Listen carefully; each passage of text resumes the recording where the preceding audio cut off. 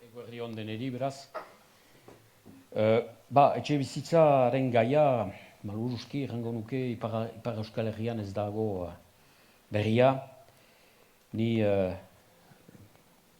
joan den mendeko larogoi hamarkada hortan sartu nintzen politikan eta garai hartan janik etxe bizitzaren erronka hor ginuen, bereziki bigarren egoitzaren gaiekin. Eta hainbat arloetan aintzinat egin ditugu urratsak, baina arlo bat balin bada nire ustez bederen Ipar Euskal Herrian ez duguna aintzinamendu handirik ukan, da etxe bizitzaren gai hori. Zenta arlo untan zinez gauzak larrituz joan dira. Larrituz joan dira Ipar Euskal Herrian eta gaur zinez arazo handi batekin gira. Gure gazteek eta ezain gazteek ere ez dituzte gehiago etxe bizitzaik ukaiten al, denbora luzeko etxe bizitzak. Kanpotiar askok erosi baitituzte etxe bizitza horiek. Eta beraz hor pausatua den galderari errantzuteko, nik errango nuke labur-laburra, nondik hasi, netzat argi da, borondate politikoa da. Lehen gauza eta borondate politiko hori denetan behar dugu. Eta bereziki behar Ipar Euskal Herria dakizuen bezala, Frantziako estatuaren parte bat dago gaur, Frantziako estatua biziki zentralizatua da. Horrek erran baitu, tokiko instituzio publikoek ez dituztela hainbat eskumen edo nahi dituzten edo behar dituzten eskumen guziak, baina alere badira eskumen horiek, eta istantean aztertuko ditut zer diren bakotxa gure mailan eskubide edo eskumen horiek, eta horiek baliatzeko borondate politikoa ez bada, ez dugu sekulan etxe bizitzaren arazo hau konponduko, hori netzat argi da. Beraz, testungurua bai, biziki larria, jandutan bezala, guk ere badugu tentsio gune eremu bat deitzen dagona, hor kostalde guzi hori, 24 erri dira gaur pentsatuak tentsio gune bezala, kostalde guzia bestan da, nire erria urruina barne, baina nik errango nuke tentsio gune hori nunbait errealitatean zabaltzen ari dela ere Ipar Euskal Herri barneko aldeari. Zenta kostaldean hain da janiko bizikilagia, orain jendea barneko aldera joiten da, eta barneko aldean pixkat fenomeno ere hori ezagutzen hasten gira. Beaz, eta ne ustez hor mementu klabe batean gira, ez balin badira behar diren politika publikoak eta behar diren neurriak martxan ezartzen, goizian entzun dut Alejandro biziki ezezkor zagola, ezezkor egongo gira, baina nik bederen eta nire inguruan hain diren hainbat politiko ere, baditugu ere esperantza asko, eta istantean esplikatuko ditut ze neurri eta nola jokatzen giren gure bai herriko etxetan, baina ere Euskal Herri Elkargoan etxe bizitzari buruz ekartzeko hainbat soluzio gure herritarrei. Ni Filip bezala jurista naiz eta orduan Nafarroako argazkia osatzeko momentuan eskumenen banaketarekin hasiko naiz.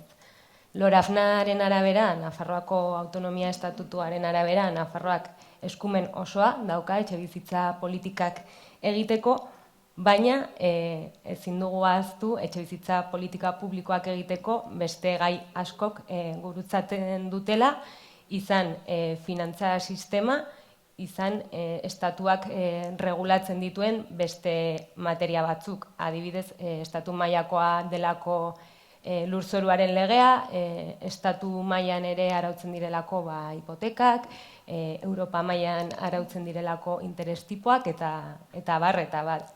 Orduan, formalki eskumena daukagu, gai hau jorratzeko eta politika publikoak egiteko, baina gero materialki edo horiek gauzatzeko momentuan muga asko ditugu. Hala ere, azken urteetan Nafarroan martxan jarri dira tresna garrantzitsu batzuk, Adibidez, Nafarroan existitzen da etxe bizitzaren gaia lantzeko enpresa publiko bat, Nasubintza, azken urteetan bere gaia zentratu duena asko alokairuan eta alokairu sozialean adibidez.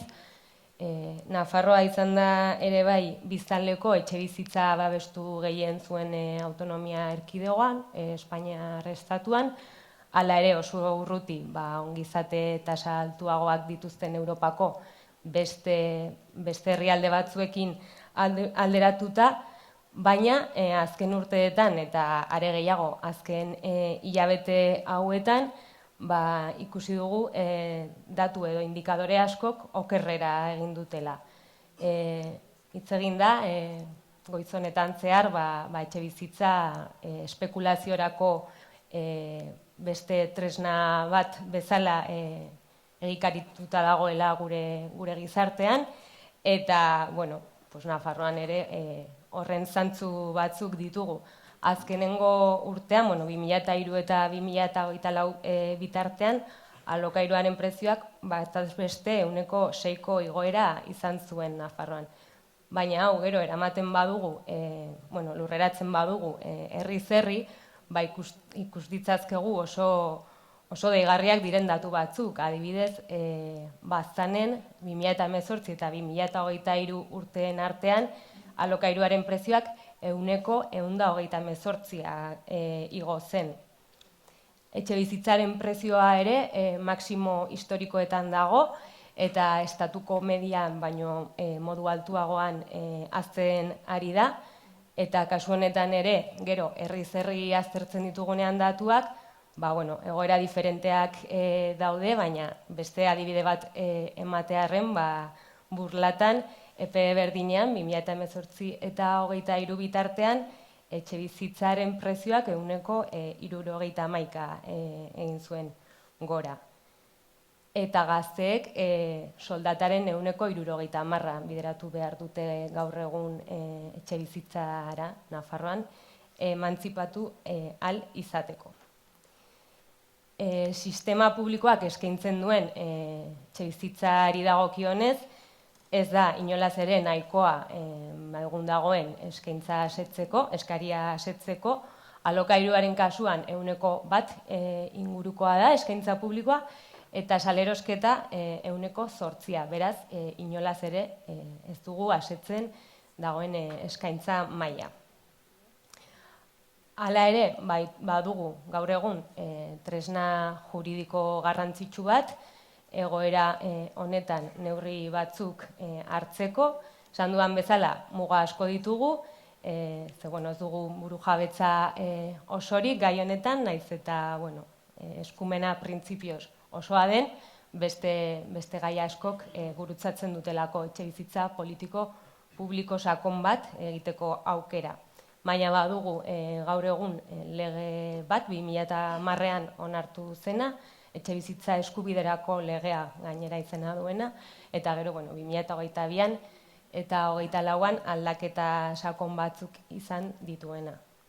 Lege horrek aitortzen du etxe bizitza eskubide subjektiboa, esaten du zehazki Nafarroan erroldatutako pertsona orok duela etxe bizitza duin eta egoki bat izateko aukera.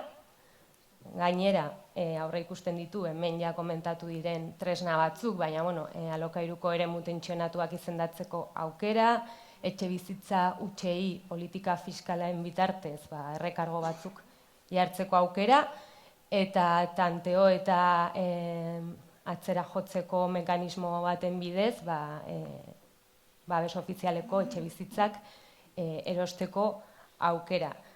Beraz, baditugu tresna batzuk, baina Filip lehen ere komentatu duen bezala, determinazio politikoa behar dugu hauek aplikatzeko eta ausardiaz politika publikoa maiuskulaz egiteko. Mila esker hirurei.